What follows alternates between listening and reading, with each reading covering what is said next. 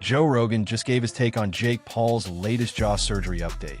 And suddenly the buzz around a potential matchup between Jake Paul and Anthony Joshua has shifted. And Anthony Joshua is going to connect with a bomb Yeah. and breaks his jaw in 2 places. Yeah. And He's fucked. His jaw's wired shut now. He lost teeth. See, I mean, he made it to the 6th round. Yeah. Pretty wild. Did they put your teeth back in when they pop out like that, or are they gone forever? I don't know.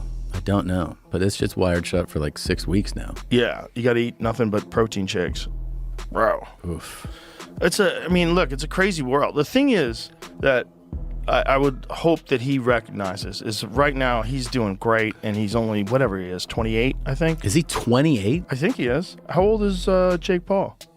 He's young. God damn. And he's probably made 300 million plus in his boxing career. How old is Jake Paul? I'll be 29 and Look at that. So he's 28 years old, 29 next month. This wasn't just another YouTube boxing spectacle.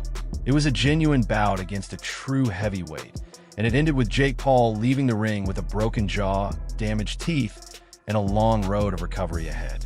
Now, both the MMA and boxing communities are divided. Critics argue this was the moment Jake Paul was truly tested, claiming that facing Anthony Joshua was too big a leap. They point to the clear power gap, the real danger, and the fact that no level of confidence or social media hype can protect a fighter when a heavyweight lands clean. But on the flip side, many analysts and fighters see things differently. They highlight that Jake Paul endured multiple rounds against one of the most formidable punchers of his era. Most importantly, they suggest this fight could actually help Jake Paul grow as a boxer.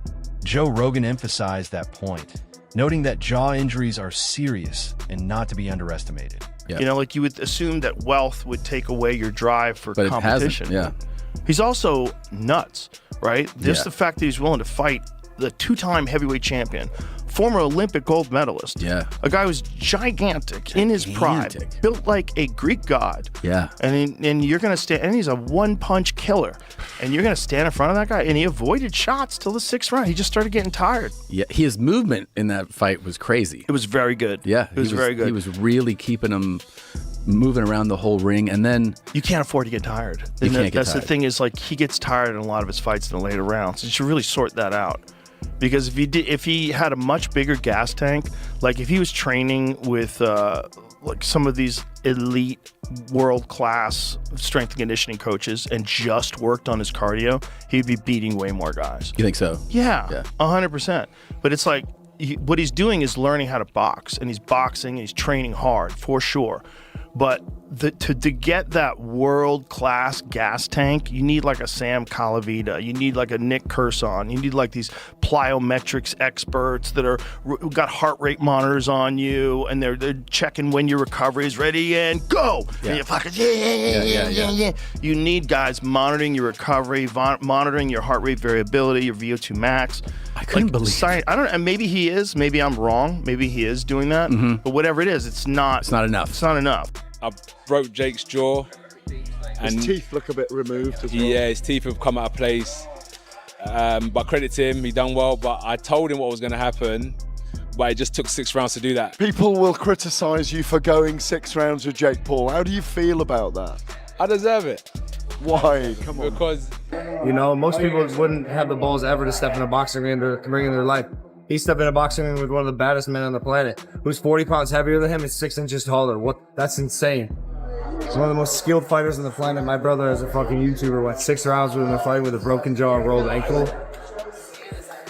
I'm so proud of him. That was just unbelievable. I saw you talking crap to AJ at one Well, I'm point. trying to get his head. I think I pissed him off. I was just saying that shit.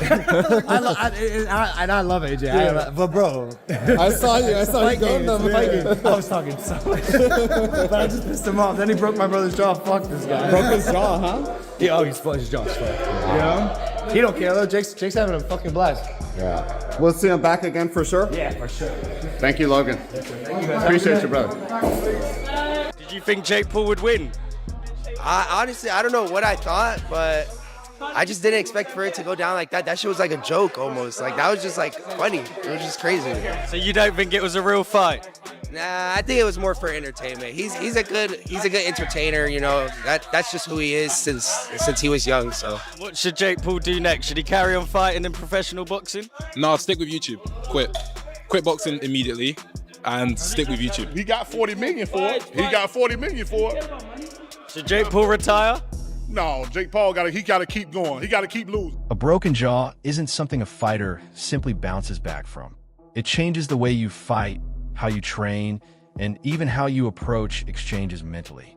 After experiencing the kind of trauma, after having your jaw wired or surgically repaired, one question lingers. Could it happen again?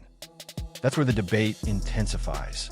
Some think this injury will make Jake Paul more cautious, less willing to trade shots, more hesitant in exchanges, and focused on defense rather than aggression. They expect a safer, more conservative version of Jake Paul moving forward. But Jake Paul claims the opposite. He insists this setback has ignited a fire within him, motivating him to come back stronger than ever. Your chin. I mean, anyone who questioned whether or not you had a chin, I think the answer to that question was proven last night. Bro, you can take a shot. Anthony Joshua hits you with probably his hardest shot that we've seen drop every other single fighter that he's fought. Yeah. And he hit you in the face, and not only did you not get knocked out, you dropped and said, wow. I was like, wow, that was nice. I was on the ground. I was like, that was a good shot. Dude. Did he surprise you with his power? No, to be honest, no. But, I mean, he surprised my jaw. It's literally Off your snapped, face. bro. It's literally snapped. Dude, when completely snapped. after the fight, you were like, I think like one of my teeth is, and you open your mouth, and I was the first to see it. I went, oh, you broke your jaw. dude. On both sides, too. No, I really take my hat off. So, I mean, we have to see if it is a broken jaw. Those injuries are very difficult to come back from. But as AJ said, like that last shot would have knocked out a lot of heavyweights. And I know he went down heavy, but you know he was conscious on the floor. And I thought his game plan, although obviously very negative early on, which it had to be, was smart at times. And there were times where he held his feet and let his hands go. You know, it was a very one-sided fight. It was always going to be a one-sided fight. But you can't give him anything but credit and respect. There's a lot of negative people out there. There's a lot of people who want to criticize people. They're not doing what Jake Paul's done. He just went in with Anthony Joshua and gave it his best shot. Took a lot of punishment and ended the fight eventually on his feet after the stoppage. So, you know, I think he'll have to see physically how that jaw, I don't know the severity of it. It's a very difficult injury to come back from. But he showed he's got ability, and that's what we said. You know, he's dedicated to the game. They are A+ first class. It is a huge honor for me to do these events whenever I can. I enjoy them.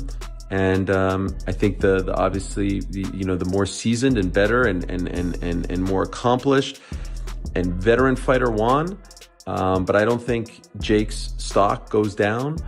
He could still fight, the Furies and the KSIs. I would love to see that fight of the world, even the Darren Tills of the world. Like, I think that there is still very much a market, but obviously there's levels. And by the way, there are weight classes for a reason as well. He's a cruiserweight. He's not a heavyweight. But it sounds like he wants to keep going. And it sounds like AJ wants to keep going, although in a brief conversation with a member of his team, they said maybe this February date is too soon. He specifically mentioned Tyson Fury. Bypass that February date. Go straight to Tyson. I know there is a fight on the table for February, but again, that's why I hate when they announce these things before. You could get tired, you could get hurt, you could get, who knows, banged up. So let's see if that February date remains. I'm hearing it could be in flux, and let's see if his next fight is against Tyson. That's the fight that everyone wants to see. We don't need tune-up fights anymore. Make that fight next. Jake needs some time off. Maybe we see him back end of 26. Obviously, he's got a lot going on with MVP, and obviously he has to heal that broken jaw. Jake Paul says the experience has made things more real than ever. Getting hurt by Anthony Joshua didn't intimidate him. It fueled his determination. Joe Rogan pointed out that this mindset shift is fascinating because fighters often respond to serious injuries in one of two ways. They either falter or return sharper, smarter, and more dangerous. Looking back at the fight, the story is clear. Anthony Joshua didn't rush in, brawl, or underestimate Jake Paul. He stayed patient, chose his moments carefully, And when he landed clean, the power difference was undeniable. One punch could change the fight's trajectory. Yet Jake Paul didn't collapse. He didn't panic. He stayed composed, absorbed the pressure, and showed resilience that even his harshest critics didn't anticipate. That toughness alone has altered the narrative more than many are willing to admit. For Anthony Joshua, the victory served its purpose. It reminded fans that when he remains patient and composed, he's still a formidable force. The win helped stabilize his image after recent ups and downs and reinforced why the heavyweight division operates on a different level altogether. As a fighter, as a boxer, as a professional boxer, he's poor. And I mean this with the greatest respect. Like, you know, he's come off the couch watching YouTube, doing YouTube and influencing people to get Anthony Joshua in the ring. Should Jake Paul and Anthony Joshua ever be in the ring together? No, should be fucked. But the business side to it, they fucking walked away with millions. The fight was poor. Jake was just in there to survive. Yeah, there's loads. We can keep going on and on about it. Was it a success? Probably. The boat walked away with millions.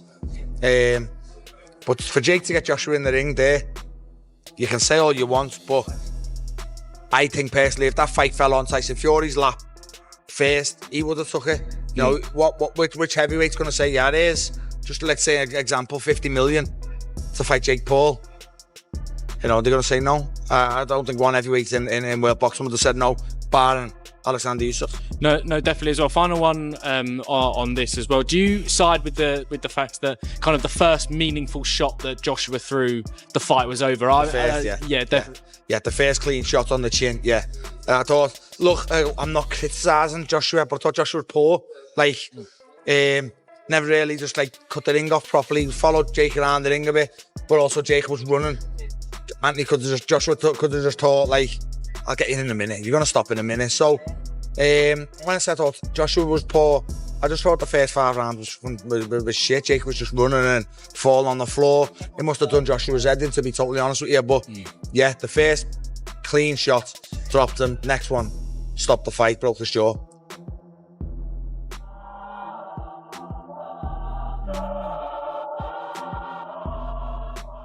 For Jake Paul, the road ahead is both more complex and more compelling. Does he step back to face safer opponents, rebuild carefully, protect his jaw, and refine his fundamentals? Or does he push forward, chase another big-name fight, and show that this setback was just part of the journey, not the ceiling? Joe Rogan emphasized that the jaw injury changes the landscape entirely, but it doesn't close the door. If anything, it forces Jake Paul to confront what he truly wants from boxing: fame and spectacle, or genuine growth in the sport. There are no easy outs now, no gimmicks, no shortcuts. He has experienced the real stakes of elite-level boxing, and his next move will reveal exactly who he is as a fighter. That's why this story is far from over. They're nowhere near the finish line.